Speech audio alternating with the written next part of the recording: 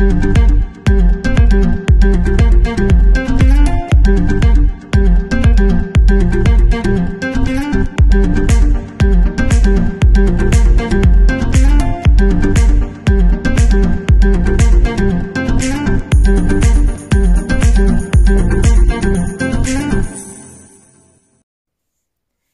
Moninga, bonjour à tous, bienvenue sur ma chaîne YouTube, nouvelle chaîne d'ailleurs, une chaîne que j'ai depuis très longtemps, mais que je néglige un petit peu parce que je ne suis pas très vidéo.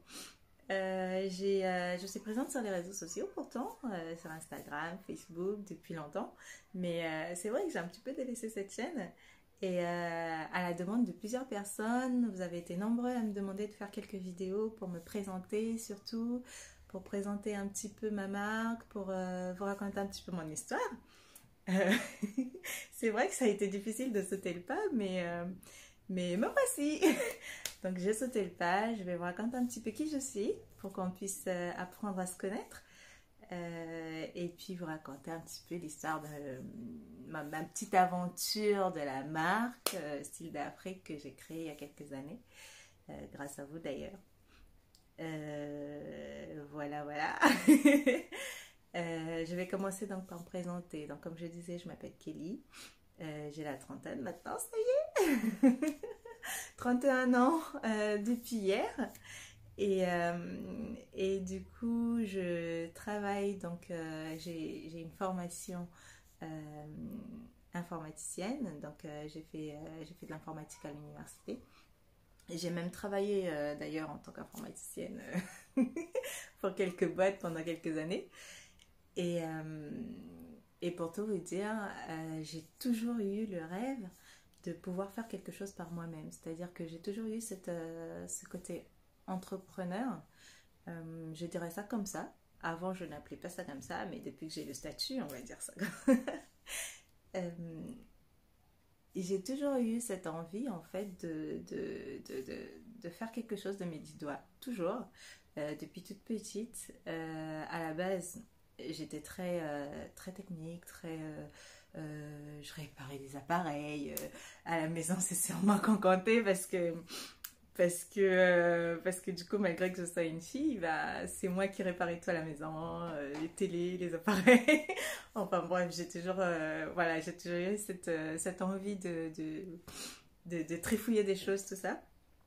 Et puis j'ai grandi avec une maman qui a fait énormément de commerce, donc j'ai un petit peu baigné là-dedans. Des tantes qui ont été des grandes commerçantes, qui ont fait de l'export-import, tout ça.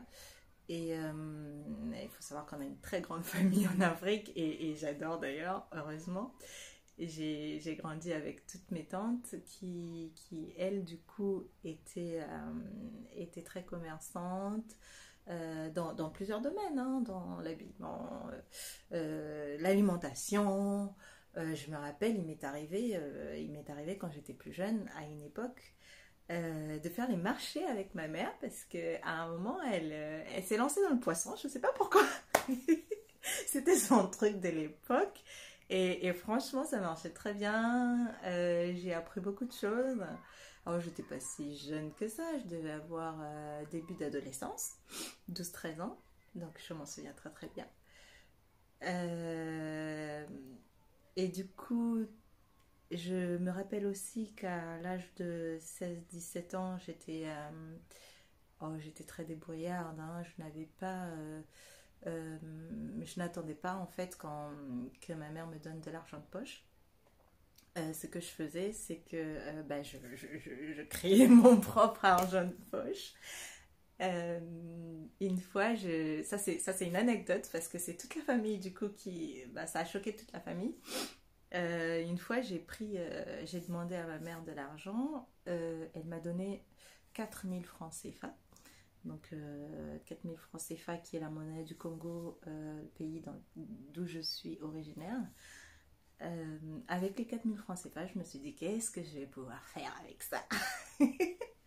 Et du coup, ce que j'ai fait, c'est que j'ai acheté de la farine, j'ai acheté des œufs, j'ai acheté tout ce qu'il fallait en fait pour faire des gâteaux. Et après avoir acheté tout ça, je me suis dit, je sais pas faire des gâteaux. J'en avais jamais fait encore, pas un seul. Et là, je vais demander à ma tante, à une de mes tantes, qui, elle, avait l'habitude de livrer des gâteaux en magasin, dans des petits magasins du quartier. Je demande à ma tante, ben, apprends-moi à faire des gâteaux. Parce que toi, je sais que tu en fais, je sais que tu en livres, mais moi, je ne sais pas en faire. Elle me dit, mais pourquoi tu veux faire des gâteaux? Je dis, bah oui, mais moi aussi, je veux vendre. T'inquiète pas, je vais pas te faire de la concurrence de toutes les façons. Ce que je trouve pas terrible avec ton affaire, j'ai commencé à critiquer. C'était adorable, mais voilà, je lui ai dit, le problème avec ton affaire, c'est super, mais quand tu livres, parce que le problème qu'elle avait avec ses livraisons, c'est que quand elle livrait auprès des petits commerces, des magasins, des petites boubis du quartier, elle livrait un seau comme ça, allez, je vais dire 10 litres, de contenance de gâteaux, de madeleine. Donc elle livrait ça et le seau lui rapportait à peu près entre 5 et 7 000 francs CFA. Et du coup, le souci, c'était que quand elle le livrait, le commerçant prenait 2, 3, 4, 5 jours des fois à vendre ses gâteaux, en sachant que la conservation en Afrique, c'est un sérieux problème. Et ces gâteaux-là, bah, les madeleines, à ce moment-là que ma tante faisait, il fallait qu'elle les écoule le jour même ou le lendemain, grand maximum. Parce qu'après, les gâteaux étaient durs et ils n'étaient plus bons en fait. Mais du coup, au bout de 2-3 jours, non, 2 jours même, bah, les clients n'achetaient plus parce que ces gâteaux étaient trop durs. Donc je lui ai dit, ma tante, tes gâteaux sont super bons, ton affaire est très bien, mais le problème c'est que tu as énormément de pertes étant donné que tes gâteaux ne se vendent pas suffisamment vite. Du coup, moi, t'inquiète pas, et je n'irai pas auprès des commerçants vendre mes gâteaux. Je te ferai pas de l'ombre. Moi, j'aurai une autre technique. Je voulais de l'argent tout de suite, de toutes les façons. Je voulais pas attendre une semaine. Donc, elle a dit ok. Elle m'a appris à faire des gâteaux. C'était mes premières madeleines, je me rappelle. Au feu de bois, hein. Au feu de bois, on n'avait pas de four. Bon, à cette époque-là, il n'y avait pas vraiment de four électrique comme j'ai aujourd'hui, mais voilà, j'ai fait avec le moyen du bord, au feu de bois, avec des casseroles, enfin des marmites adaptées à ça. Et du coup, j'ai fait des gâteaux. Donc, j'ai fait quelques gâteaux, j'ai rempli 2 seaux, j'appelle ça comme ça parce que voilà, c'était comme ça. J'ai rempli 2 seaux comme ça de 10 litres chacun.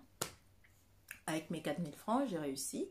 J'ai pris mes seaux de gâteaux et je suis partie. Je suis partie au marché. Donc, je suis partie chez nous en Afrique, enfin au Congo. Les marchés, c'est quasiment tous les jours. Je pense qu'il y a un jour dans la semaine où c'est pas ouvert pour le nettoyage, tout ça, etc. Mais sinon, tout le reste de la semaine, bah, il y a des marchés. Du coup, ce jour-là, j'ai pris ma marchandise. Je suis partie au marché. J'ai commencé à vendre à la sauvette. J'ai vendu, je passais dans les boutiques, je passais auprès des commerçants, des passants, des clients de boulangerie, des choses comme ça. Et du coup, je passais et je proposais mes gâteaux. C'est la première fois que je faisais ça. Je n'avais jamais fait une chose pareille. Et puis, eh ben, vous savez quoi? En 2 heures, il m'a fallu 2 heures pour finir mes 2 seaux de gâteaux. Je suis rentrée chez moi. J'avais dépensé 4 000 francs le matin avec mes œufs et ma farine et tout ça. Et dans la soirée, je suis rentrée et j'avais triplé. J'avais triplé ma mise, donc 4 x 3, 12. Je suis rentrée avec 12 000 francs, qui n'est pas énorme, hein, mais honnêtement, à cet âge-là, je ne pense pas que j'avais cet argent de poche en temps normal. J'avais 3-4 000 francs d'argent de poche, mais là, je suis rentrée avec 12 000 francs le même jour en 2 heures. Ma tante, elle était comme ça. Qu'est-ce qui s'est passé? Comment tu as fait pour tout écouler en 2 heures alors que moi ça me prend 4 jours? J'ai dit ah ben oui. Et j'étais super fière de moi, j'étais super contente. Donc bref, ça c'est vraiment l'anecdote pour vous raconter, pour vous expliquer en fait que bah, depuis longtemps j'aimais faire ça. C'était vraiment par désir, vraiment quelque chose de... Vous savez quand il y a un truc au fond de vous, vous ne savez pas ce que c'est, mais ça vous prend en fait, ça vous prend aux tripes. C'est quelque chose d'incontrôlable, c'est quelque chose que vous ne pouvez pas nier, que vous ne pouvez pas refuser. Bah, quand ça vient, ça vient. Quand ça veut sortir, bah, vous êtes obligé de le faire sortir, advienne que pourra. Vous n'avez pas le choix. Donc c'est ce que je ressens en fait par rapport au commerce, au- par rapport à entreprendre quelque chose. C'est vraiment ce que je ressens de pouvoir l'extérioriser. Pour la petite histoire, voilà. C'était très lent, mais voilà, ça c'est ma petite histoire de base, enfin de mon enfance. Et donc j'ai grandi, il s'est passé énormément de choses, l'eau a coulé sous les ponts. Et en sachant que chez nous, enfin chez nous, j'aime beaucoup dire chez nous, parce que vous allez m'excuser, mais je prends énormément référence à ma culture, parce que j'ai baigné dedans, je suis née dedans, et c'est ma principale culture, on va dire, même si j'adore les autres cultures, je suis très ouverte, mais voilà, c'est d'où je viens. Euh, il y a cette éducation de toujours vouloir, faire de longues études. C'est très bien, c'est positif, parce que c'est bien les études. Pour tous ceux qui me regardent, les enfants, tout ça, les études, c'est super. Sauf que, du coup, par cette éducation, on nous a appris en fait que réussir dans la vie, c'est réussir dans les études. Ce qui aujourd'hui, avec du recul, je trouve totalement faux. C'est très très bien de faire des études, c'est très bien de développer quotient intellectuel, connaissances intellectuelles. Euh, mais il y a aussi une chose euh, dans ma culture qu'on appelle, dans ma langue, on dit Mayela Makibutungwa. Mayela Makibutungwa, c'est quoi? C'est une intelligence innée. Si je traduis littéralement. Par intelligence innée, je veux dire quoi? Je veux dire quand je crois personnellement à deux types de motivation dans la vie, deux types de, entre guillemets, intelligence dans la vie, celle qui est bah, du coup intellectuelle, qu'on peut développer, qu'on peut acquérir parce que de toutes les façons on n'est ni bête ni intelligent je pense. Quand on n'a pas de connaissances, on apprend au fur et à mesure et on acquiert une certaine connaissance dans la vie. Et puis il y a une autre forme d'intelligence je pense que j'appellerais plus motivation ou je sais pas comment appeler ça, mais je trouve que ça, c'est quelque chose qui est inné, quelque chose qu'on n'acquiert pas. Tu peux avoir eu autant de diplômes que tu veux dans la vie. Si tu n'as pas cette intelligence innée, ce petit truc, ben tu vas collectionner tant que tu peux des diplômes. Ça ne fera pas de toi quelqu'un de grand, ça ne fera pas de toi quelqu'un de forcément intelligent. Voilà. Et du coup, c'était pour en venir au fait de dire que dans ma culture, on aime la réussite. Dans ma culture, c'est quelqu'un qui a fait de longues études, quelqu'un qui a eu énormément de diplômes, quelqu'un qui a eu un bon travail, qui travaille dans une grande boîte. Voilà, ça c'est la réussite sociale chez nous. Voilà. Je parlerai plus aussi de mon cercle privé parce que j'ai pas envie de généraliser, inutile de venir me faire comprendre que non, c'est pas tout le monde, c'est peut-être chez vous et tout. Je vais pas généraliser. Même en parlant de mon pays, je ne parlerai pas de tous les Congolais, mais je parlerai plus, on va dire, de mon cercle proche, ma famille et tout. Voilà, c'est plus ça. Et donc j'ai grandi là-dedans, j'ai grandi avec cette idée-là que pour réussir, pour que ma famille soit fière de moi, pour que mes parents soient fiers de moi, et ben il faut que j'aille loin dans les études, il faut que je... Ben, entre guillemets, ma voie était toute tracée, c'était ça ou rien. Et du coup, je fais mes études, comme tout le monde. Et je fais mon baccalauréat, et je fais mon université. Je vous passe les détails parce qu'il s'est passé énormément de choses aussi pendant tout ce temps, vous imaginez bien. Et puis donc je finis. Ouah, j'ai fini. Je finis. Et à la fin de mes études, j'ai beaucoup de mal à trouver du boulot parce que bah, je pense que c'était, pour pas dire de bêtises, c'était 2013 par là, je finis. Et ben non, on me donne pas ma chance tout de suite. On me donne pas ma chance tout de suite. Mon CV, bon, bah, il y a quelques stages, mais la théorie ne suffit pas, les diplômes ne suffisent pas. Il faut de l'expérience professionnelle et ça, je n'en ai pas énormément. Donc du coup, c'est difficile de trouver un travail dans ma branche qui est l'informatique. J'ai fait du développement web, du développement d'applications. J'ai pas trouvé, donc j'ai passé une année au chômage entre guillemets parce que de toutes les façons j'étais pas au chômage étant donné que je n'avais jamais travaillé. J'ai passé une année comme ça à chercher du travail et pendant cette année-là je me suis posé énormément de questions en sachant que j'avais donné naissance quelques années avant, donc 2 ans avant, j'avais donné naissance à mon premier fils. À ce moment-là, avec la naissance de mon enfant, j'ai compris certaines choses. J'ai compris que vivre en Europe, c'était pas forcément facile. Beaucoup de choses se seront passées. Je vais pas tout raconter parce que bon, il y a quand même des choses très très très très très personnelles. Mais en gros, ça a été difficile. Ça a été difficile d'être étrangère, d'être expatriée. Voilà. Et j'en ai appris pas mal. J'ai appris, je suis passée par énormément d'étapes. Je suis passée par de la tristesse, beaucoup de tristesse. J'ai pleuré.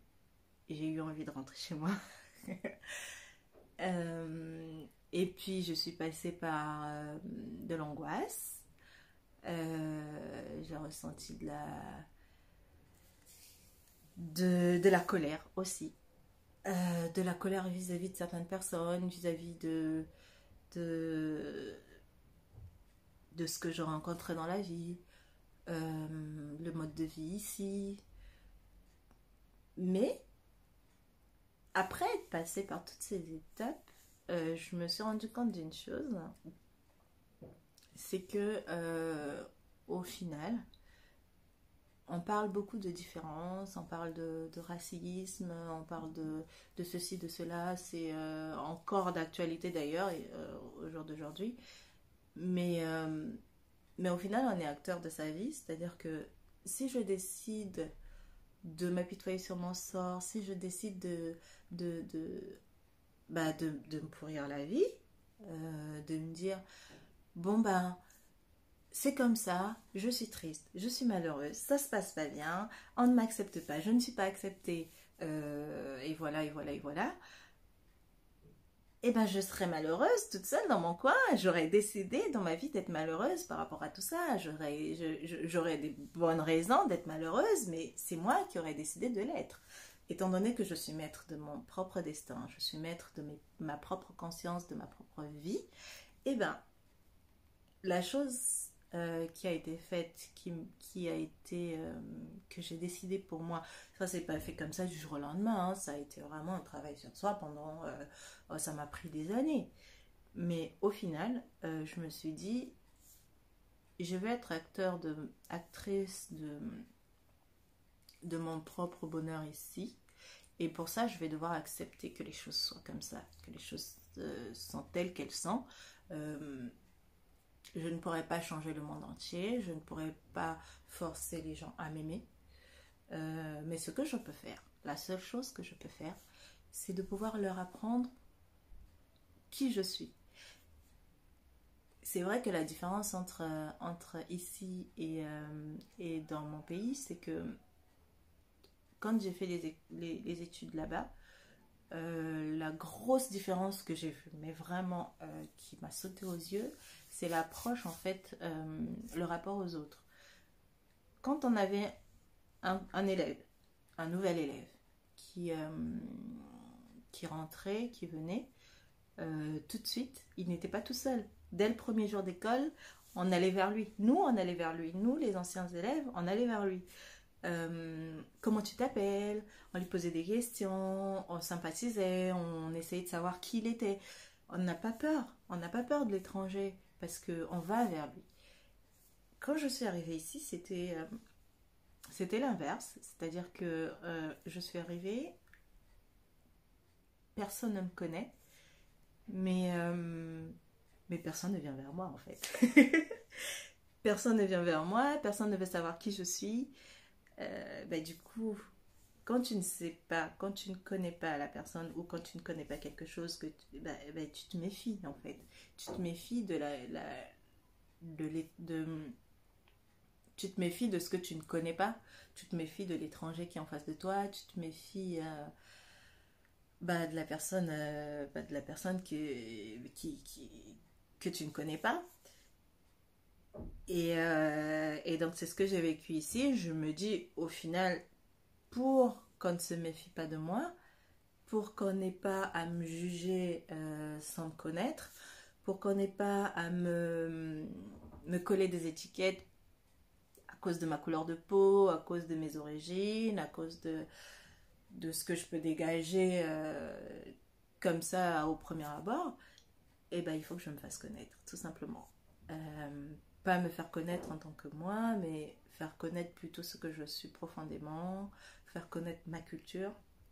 Je pense très sincèrement que si euh, j'arrive à faire connaître ma culture à une personne, qu'elle me dise aujourd'hui, ah bah, le Congo, je sais où c'est, je connais une fille qui est congolaise, et ben tout de suite, je veux dire, il n'aura plus peur d'aller en contact d'une Congolaise ou d'un Congolais. Il n'aura plus peur de se dire, ah ben il y a un Congolais qui est assis à côté de moi, il faut que j'ai peur, peut-être que ceci, peut-être que cela. Euh, je pense que ça retirera une certaine peur de l'autre dans ce contexte-là. Maintenant, je ne vais pas aller en profondeur parce que chacun a ses problèmes de toutes les façons, chacun a ses histoires et les maux de la terre sont énormes, sont infinis. Moi, je vais me focaliser seulement sur la solution que j'ai eue moi, c'est-à-dire à mon niveau, à mon petit niveau. Mon objectif, ce n'est pas de changer le monde, mon objectif, ce n'est pas de dire voilà, aimez tout le monde, aimez tous les Africains. Non, c'est pas ça mon objectif. Mon objectif, c'est plus juste montrer voilà, je suis africaine, je viens de là, j'ai grandi là-bas. Euh, et voilà comment ça se passe là-bas. Voilà, c'est tout en fait. Ça ne tient qu'à ça. Voilà comment ça se passe là-bas. Euh, et voilà comment euh, on vit avec vous, ce qu'on peut vous apporter. Quand je dis vous, c'est vrai que je me rends compte que je me rends compte que ça peut faire bizarre, mais j'ai envie honnêtement de faire comprendre à qui pourra ou, ou à qui je pourrais faire comprendre qu'on est tous, on est tous pareils Et aujourd'hui, mon combat, c'est ça. Si je peux avoir un but dans la vie, un combat dans la vie, euh, c'est bien ça. C'est de montrer qu'on est tous identiques. On est tous identiques au point de vue de la race humaine déjà. On va dire ça comme ça. Je vais employer le terme race, mais voilà, faut pas me sauter dessus à cause de ça. Mais c'est vraiment pour dire qu'on est tous humains, qu'on a tous quelque chose à apporter à l'autre. Moi, j'ai appris énormément d'où je viens, j'ai appris énormément d'où je suis. J'ai épuisé énormément de choses positives comme négatives parce que de toutes les façons ça nous permet de grandir. Mais voilà, c'est ça vraiment mon objectif. Pourquoi cet objectif-là? Pourquoi comment? Le déclic, ça a été mon petit bébé, donc mon fils, qui lui possède deux origines, deux cultures différentes. Il est né ici, mais je ne peux pas faire comme si moi, je n'avais pas d'autre culture. Donc forcément, je vais lui apprendre ma culture, je vais lui apprendre qui je suis, je vais lui apprendre d'où je viens. Et au final, ce qui m'a poussé vraiment à vouloir montrer qu'on est tous identiques, mais qu'on est aussi différents vis-à-vis de la culture, mais on va dire complémentaires. Nos différences sont complémentaires.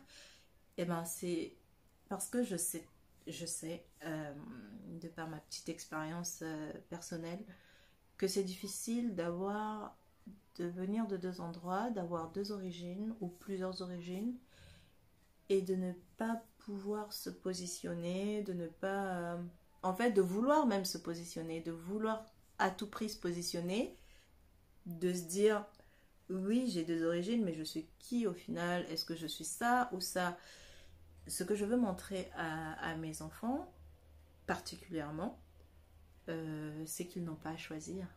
C'est qu'ils n'ont pas à choisir, c'est que tout ce que je répète à chaque fois à mon fils, c'est qu'il n'a pas à choisir telle ou telle culture. Il est multiculturel, il bénéficie des deux cultures, il prend à gauche et à droite ce qu'il peut prendre, ce qui peut le faire grandir. Voilà. Ah, je crois qu'il y a mon voisin qui fait des travaux, désolée. Donc je disais qu'il prenne ce qu'il peut prendre, qui puisse le faire grandir, que ce soit de la culture française ou que ce soit de la culture africaine. Euh, voilà, c'est un trésor d'avoir plusieurs cultures, c'est un trésor d'avoir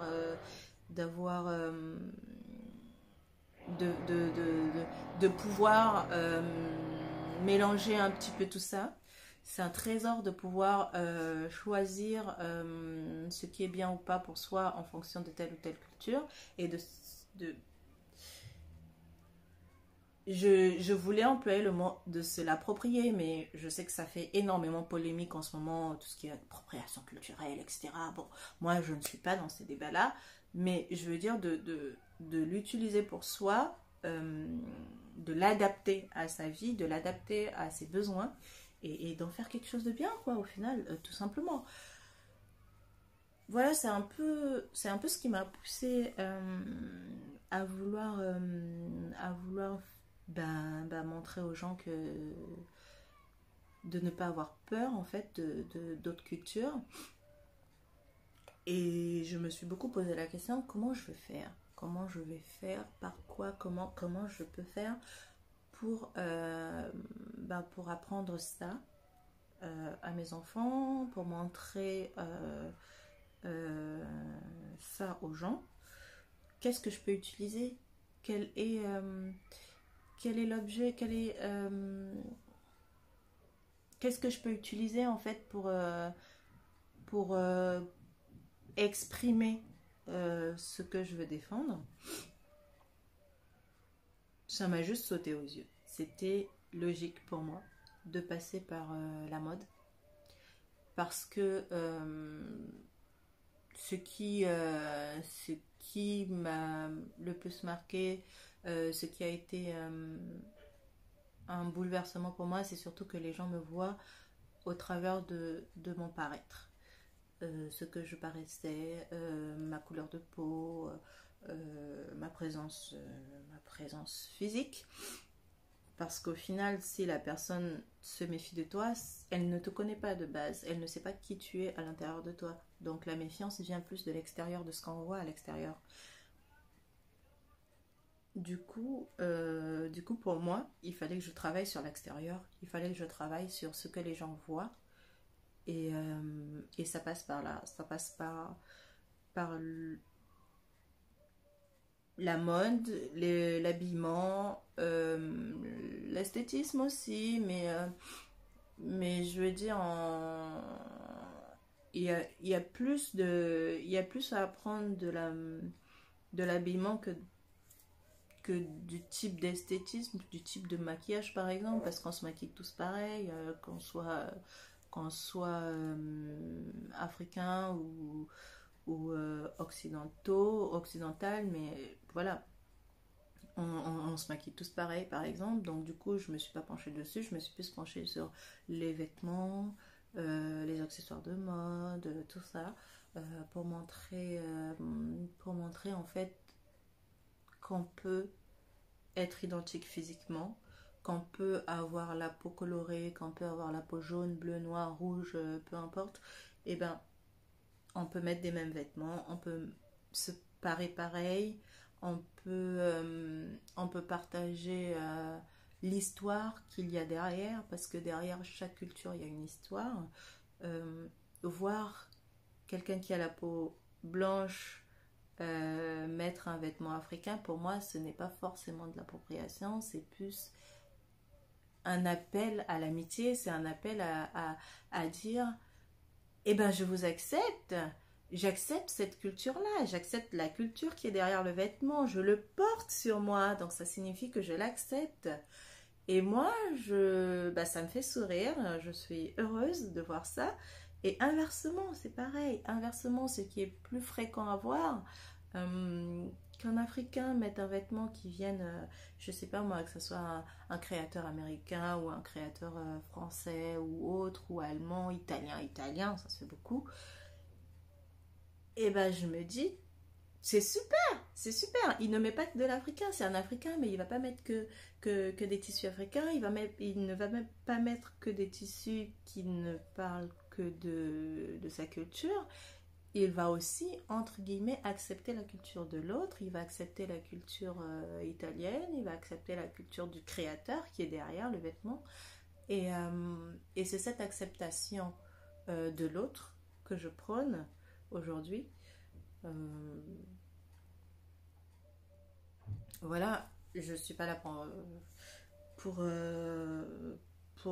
aller dans des discussions stériles, je ne suis pas là pour discuter de ça, de ça, de ça. Je veux juste montrer, comme je disais tout à l'heure, aux gens que ben voilà, les, nos- notre paraître ne peut ne pas forcément être différent, quoi. Euh, et du coup, par rapport à tout ça, ben, je me suis dit, pourquoi pas me lancer là-dedans? Pourquoi pas montrer aux gens comment on s'habille, comment on aborde les saisons aussi, parce que c'est vrai que le noir en hiver, tout ça, moi je connaissais pas. Du coup, je mets énormément de couleurs même l'hiver, et ça, les premières fois quand j'ai commencé à créer mes propres articles et à les mettre l'hiver, que je mettais un manteau avec des couleurs ou que je mettais des vêtements avec plein de jaune partout. Au début, on regardait bizarrement, mais c'est pas bizarrement genre je déteste, c'est pas bizarrement genre qu'est-ce que c'est que cette. Voilà. C'est plus bizarrement genre on n'est pas habitué, mais qu'est-ce que c'est chic! Et j'aimais beaucoup parce que ça m'a permis de rencontrer beaucoup de gens, même en chemin. Du coup, j'avais remarqué que les gens avaient envie de me parler, alors que d'habitude, je passais inaperçue parce que les gens avaient peur. Et puis quand j'ai commencé à mettre des trucs un peu décalés, des trucs un peu de chez moi, mais avec la saison qui n'allait pas du tout avec, et ben les gens commençaient à me parler. Oui, à venir vers moi. Ah, c'est chouette, c'est sympa. Et commencer une conversation uniquement à cause d'un vêtement. Et au final, finir sur quelque chose de sympathique, un sourire aux lèvres. Ah bah ça n'a pas de prix pour moi. Ça n'a pas de prix pour moi. Et c'était une satisfaction. Et je pourrais fièrement dire à mes enfants, bah, vous voyez, hein, vous voyez que, que l'étranger n'est pas forcément méchant. Voilà. C'est vrai qu'aujourd'hui, on a appris aux enfants, faut avoir peur des étrangers, il y a plein de choses qui se passent, de méchants, tout ça. Ouais, je suis la première à être très prudente par rapport à ça. Mais derrière ça, il se cache quand même vraiment une sacrée peur de l'autre. Et voilà, je suis fière aujourd'hui de prôner ça, de montrer ça à ma progéniture, de leur léguer en fait cet héritage-là, de se dire que, que le mélange des cultures est superbe en fait. C'est une richesse. Du coup, voilà, je me suis à peu près présentée, c'était super lent. Et c'était très très très lent. Je vais m'arrêter là. Et la suite au prochain numéro, je vous présenterai ma marque, je vous présenterai un petit peu ce que je fais. Vous découvrirez un peu plus du coup comment je travaille.